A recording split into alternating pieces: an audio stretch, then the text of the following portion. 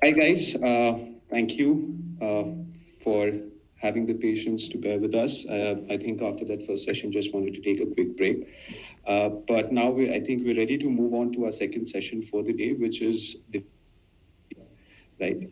And I think a lot has been discussed about the metaverse and NFTs, right? And one thing that we've all been trying to understand and trying to sort of pave the path for is to understand how the entire metaverse will actually come to effect in terms of the industrial and corporate use cases, right? So we have some of the most amazing speakers here. We've got people in policy, we've got founders who are building up the infrastructure to support these companies, right? I'll just take a few minutes to introduce them, and then obviously we'll spend time understanding from them as to how this space can evolve. We would like to get different perspectives, so we've got a panel as that. So one, I would like to introduce John. John is the supreme authority when it comes to blockchain and the metaverse, who he's relentlessly shuffled between supporting global institutions in deploying blockchain innovations. He's been working with different stakeholders to establish standards for global policy. And he's one of the leading people that everyone looks up to when it comes to the developer communities as well, to sort of try and pave the path to tackling the real problems here, right? So we have John as part of the panel for us. Second, would also like to introduce Arjun, who is the co-founder of Guardian Link. Arjun has been here, and Guardian Link is one of the companies that we are looking at, which is looking to build the end-to-end NFT stack from marketplace, launchpad, and protocol, right, to help large brands sort of move their way through the metaverse and join the Web3 evolution. So thank you so much, Arjun, for being here. Third, would like to introduce Arpit. Arpit is for Polygon, right, which has now become one of the biggest go-to platforms for developers and enterprises worldwide, where they're looking to move on to Web3, right? They've managed to create this seamless platform, which is easier in terms of developing dApps, but also to sort of be much more cost effective and efficient when we're talking about the costs and the sort of compute associated with these. Another member on the panel is Arushi.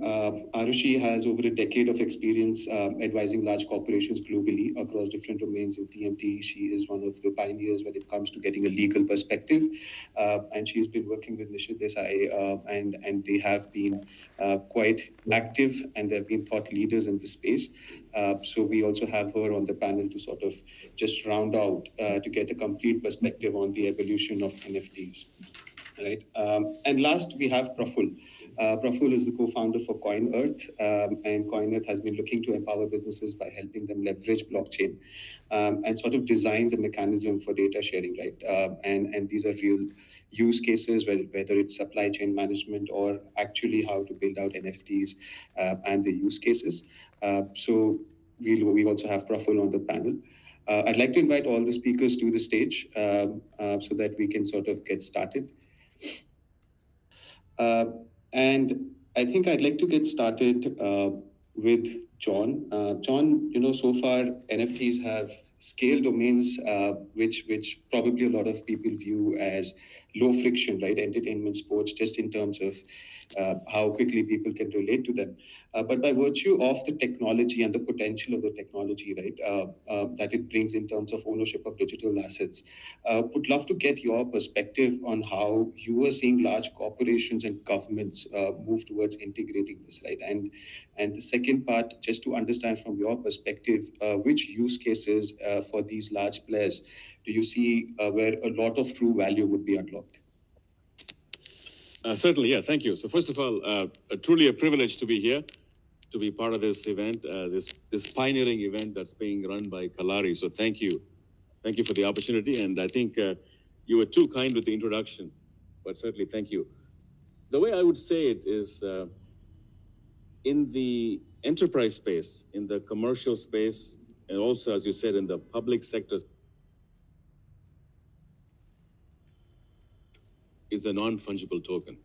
Now, we don't necessarily use the language of NFT to describe, but I'll give you examples, right? In the commercial space, any contract, any loan agreement, any deed, in the public sector space, any kind of interaction that a taxpayer has with the state or the government, across the board, they're all essentially non-fungible tokens. I don't think we have that understanding yet at scale, but I believe we will in due course.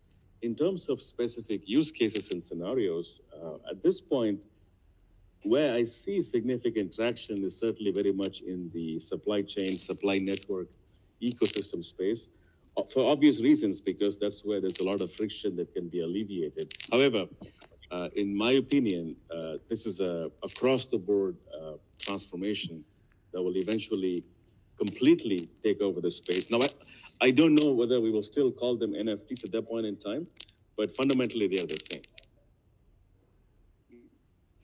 Got it. No, thank you, John, for that I think we do get stuck on the initial use cases, but as you mentioned, the technology itself has a lot more potential. But Praphul would like to have you pitch in here, right? I mean, as a founder of KoineArth, you've already worked with some of the leading brands, right? You've managed to help them develop and deploy solutions. Would like to get your perspective on the use cases themselves, right? When you're interacting with these brands and you're talking to businesses every day who are now looking to step into this new era. What are the use cases that you are seeing that are attracting a lot of demand that corporations and companies are actually looking at least from an initial phase of sort of adoption? Well, it's interesting. I think if I was to answer your question exactly as you asked it, from a demand perspective, the biggest demand is to launch digital collectibles as brand NFTs, right? And that has got to do with brand signaling that a brand wants to relate to Gen Z and millennials who understand this technology well. So from a demand perspective, that's what we see. Most brands come to us saying we want to signal that we're a new age brand. We understand this technology. We want to relate to the audience where they live. Where we see value being built, however, is a different question. And those two are not necessarily correlated. Where we see value being built is in two places. One is how brands will engage with their customers. And we see that relationship changing from customers to influencers, to creators, to connoisseurs, to loyalists, right? And those relationships are going to get more formalized using NFT as a technology.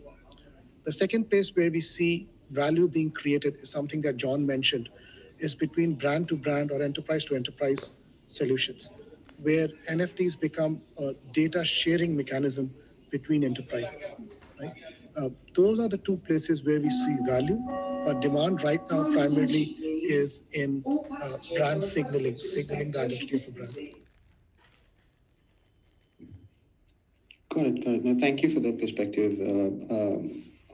And Praphul, we will come back to that, right? Where you said the initial adoption is probably not where the biggest value unlock is.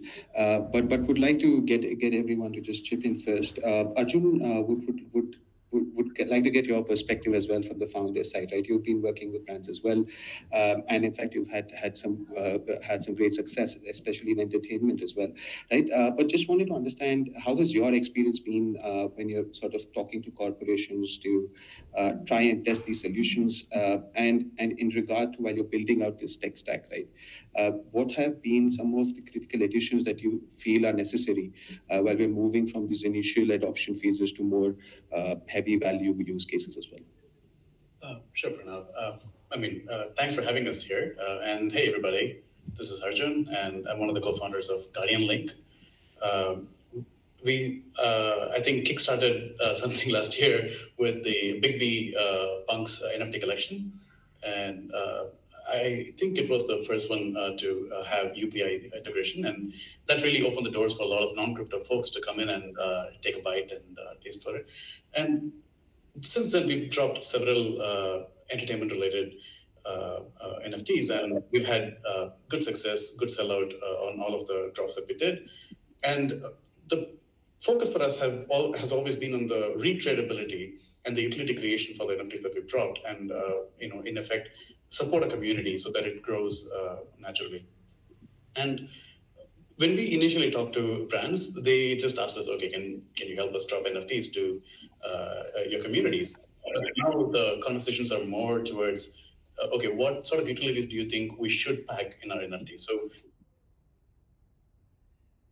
has set in, and the brands are now becoming aware that they have to give value with their NFTs. It should play into the ecosystem because when somebody like Forbes launches their NFTs as the gateway towards the paywall, and it really opened up a lot of conversations, and we're happy to have this, and we're actually building games for some of the brands that came to us, so that our communities have residual value throughout the life of the NFT. Got it. Got it. No, thank you for that, Arjun. And would like Arutu to sort of get Arushi's take here as well, right? Before I go to Arpit and get another perspective from sort of building out this. But Arushi, I mean, you've had a unique perspective on the regulatory and compliance landscape as well, right? Just in terms of putting it in context for enterprises and businesses, right? What are the immediate challenges you're seeing here as these companies are looking to integrate NFT solutions and then obviously build that out into much more bigger use cases? What are the immediate challenges you're seeing here? And if you could give just a high level perspective of from a regulatory perspective, what are the challenges that need to be resolved to sort of allow a more frictionless sort of access and adoption for this space? Sure. Thanks a lot for having me here. And I think I was my differentiator as a lawyer was quite clear. All the owners and technology enthusiasts reached the stage. I was somewhere trying to find my way up there. But from a regulatory perspective, see, we do advise a lot of NFT creators, whether in terms of artists, whether in terms of platforms.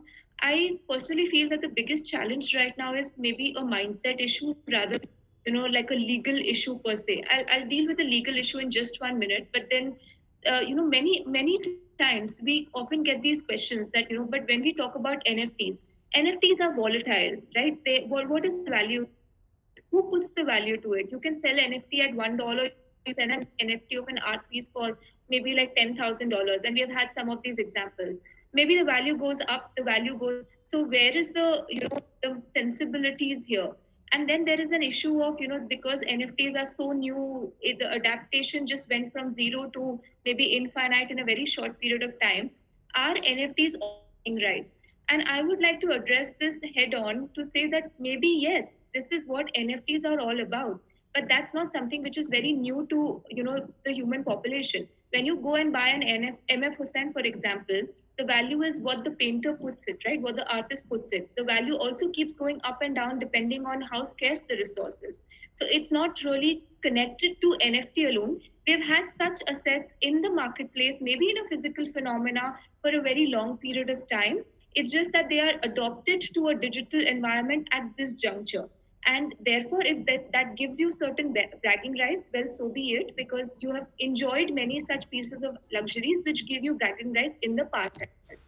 So that's point number one. And that's really the roadblock I think all as an industry need to address, because that's the real challenge, getting over that line.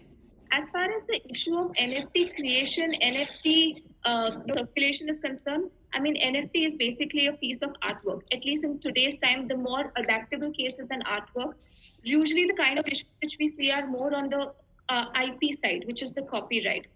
Sometimes it happens that the creator has not really taken the proper rights, back-end rights, to create that artwork, but has decided just to put the NFT of that artwork, which can give rise to maybe copyright infringement issues. A lot of times we know that NFTs you can sell through smart contracts. Smart contracts are nothing but if and when statement. I sell it to you, you sell it to onwards. But if at the day my back-end rights were not correct, I cannot pass a better title than what I have acquired. So these are some of the other issues. Then there are the other connected issues of NFTs being traded through cryptocurrency. I think that is a whole new metaverse event in itself. But let me not get into it. But I would like to leave these 2 points with the audience to begin with. That do the diligence on the asset before you buy it, whether as an NFT or not. But in NFT that becomes more important because you don't know who's selling on the other side. So do that diligence so that your rights are preserved on a going forward basis. Got it. No, thank you for that sort of perspective as well, Arushi. And Arpit, you've been leading enterprise business vertical for Polygon, right? And you've seen all these different market segments. Uh, from the perspective of actually adopting, right? You're the platform which is sort of built its niche in being so easy and for developers, for companies to sort of move into this space. What are, from a technology perspective as well, how are you seeing the tech adoption move ahead, and what are the main sort of, if I may call it, functionalities that you are also looking to enable so that these enterprises can actually have a much more seamless transition?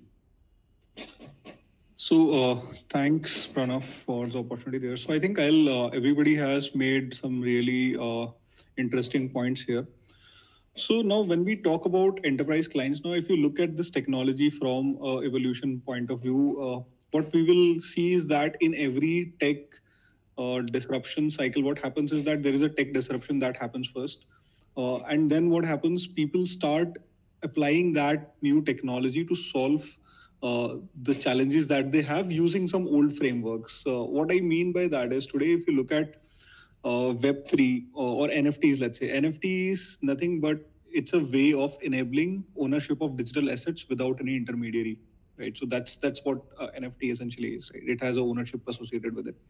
So now once we have that, the new way of doing that without an intermediary, now these all the enterprise clients, what they will start doing or they are starting to do is create some peripheral use cases, which kind of are incremental improvements on what they have been doing. For instance, if you let's take some FMCG or FNB company, right? They will use NFTs for improving the customer engagement.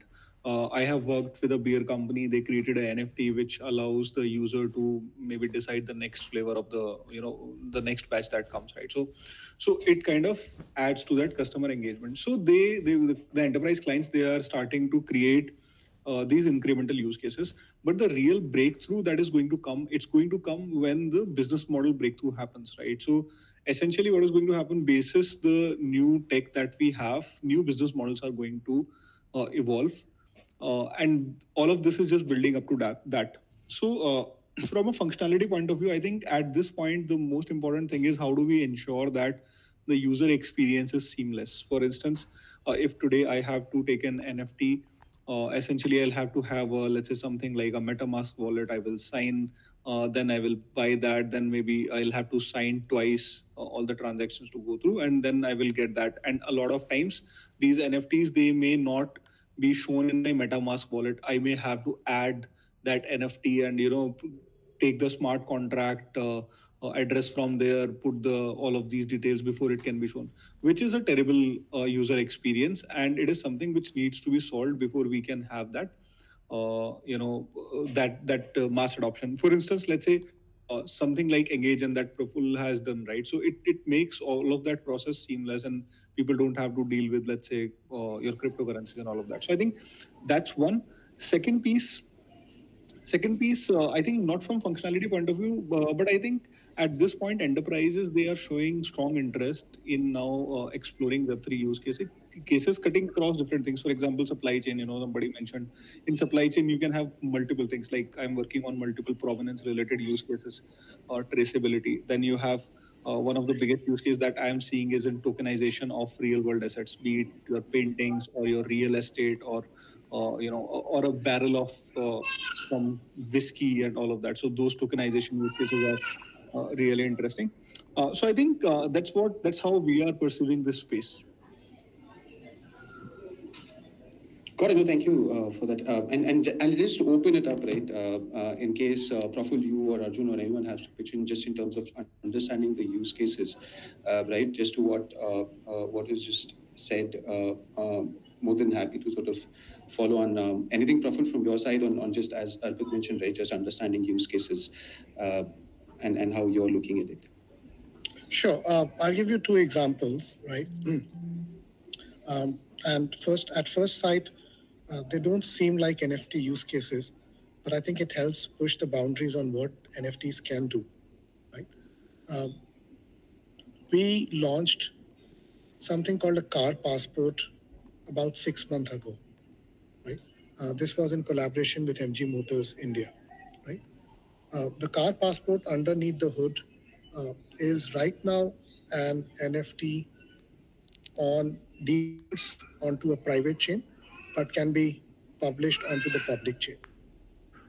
The way we are looking at this technology is that by recording the data associated with the physical asset that the NFT represents, right? And this is something that Arpit talked about, real world assets being tokenized.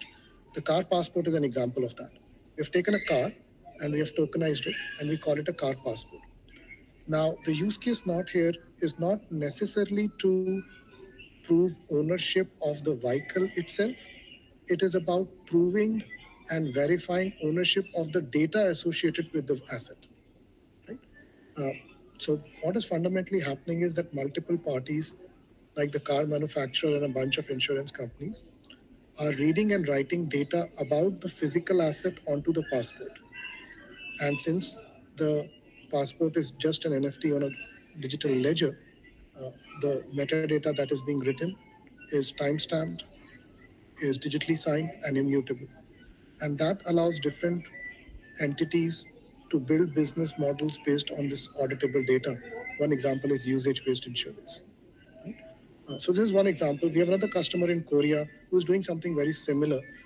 They are an electrical vehicle fleet operator, and they are issuing NFTs to the drivers of the electrical vehicle fleet.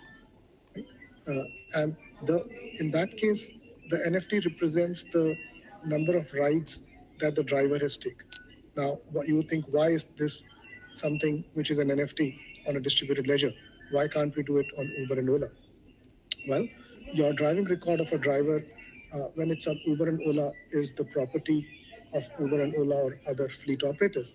But once it's on the public chain, it is owned by the driver, which means that the driver can potentially take that data and share it with the bank, right? And show, listen, here's my earning potential, and can you give me a loan based off my earning potential? So it becomes proof of earning, right? So that's another example. Then we are working with brands, and brands are starting to use this virtually as Arpit mentioned, as a membership pass, right? Saying I'm a premium member of this brand. Now, what does that mean? Is open to creativity. It might be the right to vote on the next flavor, next product. It might be the right to participate in certain events. It might be the right to uh, a limited edition collection in the physical world that the brand is launching. So that's just marketing strategy. But what we are building are the platforms which enable brands to do these use cases. Got it. Well, thank you for that, Praphul. And I think very interesting, especially because at least a lot of global brands, as we see, right, are also moving towards how they can operate at that global level, but also provide a customized sort of experience. And what you mentioned, I think, ties in and very, very well with that. So, Arjun, I'll take your views before I move on to John and Arushi, but any takes from your side on further use cases that you've been seeing in your interactions with different clients? Yeah, I mean, I think they covered it pretty nicely. So we have moved past just the collectible phase, and we're getting into a very utility-driven era. And yeah, we, the kind of spectrum of use cases our clients are bringing in is quite astounding. And anything from loyalty points to gateway to something special. And so there's a whole bunch of things happening, and I'm really excited to be a part of it. Got it. Got it. No, thank you. John, I think we've had quite a bit of talk on a lot of industrial use cases, a lot of corporate use cases as well, right? Would sort of try and gain some more wisdom from you in terms of the governance side as well, right? So if you can just help us understand what use cases you've already seen coming up for governance or for policy or what you see as really big value adds, some examples that would be really helpful for us to also sort of understand better. Yeah, certainly. Yeah. So maybe I'll give you a slightly different perspective on this. And it might serve as a bit of a challenge as well for those in the audience. It is my belief, my conviction that the most valuable NFT use cases, scenarios, in both the public and the private sector will be those NFTs that themselves do not appreciate in value or do not see any fluctuation with respect to valuation. So think about it for a second, right? Conventional wisdom today sees NFTs as being appreciable or maybe depreciating assets. But I think we have to fundamentally walk away from that mental model to understand how and why this will truly shake up the ecosystem. And therein lies the answer, I think, to your question on governance with respect to, right, any volatility in this is not going to survive with respect to public sector, let alone enterprise adoption. Got it. No, very, very interesting, John. I think I think you rightly caught on. Will be a challenge at least immediately for people to sort of latch on to that in terms of the value not appreciating, but as you said, it definitely is something that is critical for it to scale on the governance side. So yeah, thank you for that perspective as well. Arushi, I think we're also almost on time for the panel, but would like to get your take as well. I think initially we spoke of the limitations and what challenges we're facing from the current state, right? But in context of all these different use cases that we've sort of just heard, both from public and private sectors, anything that you think is fundamentally very important in the near future for these bigger value use cases, right? Beyond just the immediate, what you mentioned in terms of price appreciation and how they're trading. Anything else that you see that would enable very quickly the adoption across supply chain, across use cases, across governance, that you think would be very helpful that is in the works? See, NFT at the end of the day also are in some form of certification of authentication. So while my co-panelists have already covered various use cases, let me see, for example, maybe your degree certificates, insurance, health records. Somebody is certifying that this belongs to me and data is only unique to me in a form of an NFT. We have seen NFT art being used, for example, for Ukraine war. We will see public, good coming out of NFT. Issues of tokens where they are basically being the money that you recover or the money that you collect is used for charitable purposes. So these are some of the things that we're also seeing come up as far as NFTs are concerned. While music, movies, sports, and industrial applications will continue to be the mainstream, I also feel that there is a parallel side channel and a bigger universe that will open up for NFT use cases on the social good and the social sector side. Got it. No, thank you, Arushi, for that perspective as well. And thank you all for taking out the time. I think just in that last half an hour or so, right? I think we've gone beyond the very initial sort of use cases we're seeing. And you guys have given us a lot of more, I think in the audience, a lot of more sort of food for thought to sort of realizing what different use cases can come up. I would definitely encourage everyone in the crowd to sort of grab on a chance to interact with all our panelists. I think as from that brief panel, we've understood a lot of different things that they're already looking at, a lot bigger use cases, a lot more use cases, which can unlock a lot of value, unlock a lot of transparency in different forms and different sectors. But thank you, everyone. Thank you so much for taking the time and joining us here. It's been a true pleasure to have all of you on the panel. And once again, just would love to have you around so that people can also sort of dig in a little bit more and sort of get your thoughts on different things. Sure. Thank you so much. Thanks, everyone. Thank you. Thank you. Thank you very much. Thank you. It's my privilege. Thank you. Thanks a lot.